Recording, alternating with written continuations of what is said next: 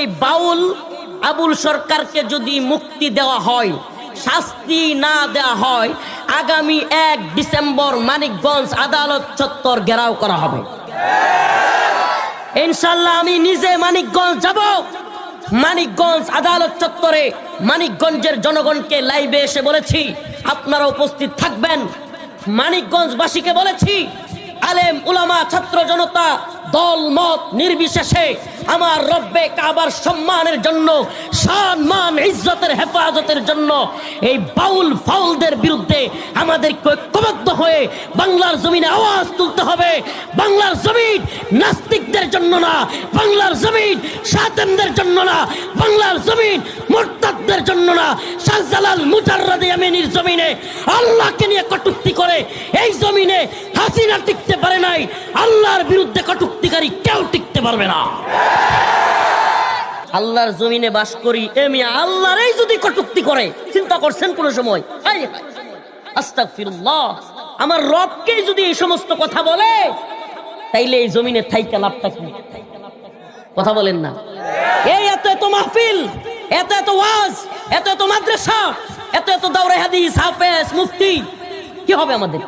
আমার রবকে নিয়ে যদি কেউ কটূক্তি করে, আমার আল্লাহকে নিয়ে যদি আল্লাহর নাউজুবিল্লাহ, আল্লাহ পাক কি মানুষ রে বেটা, তুই যে এইভাবে আল্লাহর এই সমস্ত কথাবার্তা বলছিস? আল্লাহ পাক কি মানুষ যে আল্লাহর এটা নাই ওইটা নাই, বা আল্লাহর এটা ওইটা বুঝি না? নাউজুবিল্লাহ। এই সমস্ত কথা বলবার পরেও এই বদমাশের পক্ষেও নাকি কোনো নেতা আবার কোনো দল সাপোর্ট করে। মেঘমল্লার বসু নামে বামপন্থী এক বদমাশ ঢাকা বিশ্ববিদ্যালয়ে মশাল মিছিল দিছে বাউল আবুল সরকারের পক্ষে। সে যুক্তি দিতেছে বাউল আবুল সরকার জীব এবং পরমের পালা করে, জীব এবং পরমের পালা করতে গেলে অনেক সময় একদল জীবের পক্ষে থাকে, আরেকদল পরমের পক্ষে থাকে, আল্লাহর পক্ষে থাকে। তো তখন একটু পালার মধ্যে এদিক সেদিক হইতেই পারে, কথার মধ্যে এদিক সেদিক হইতে পারে।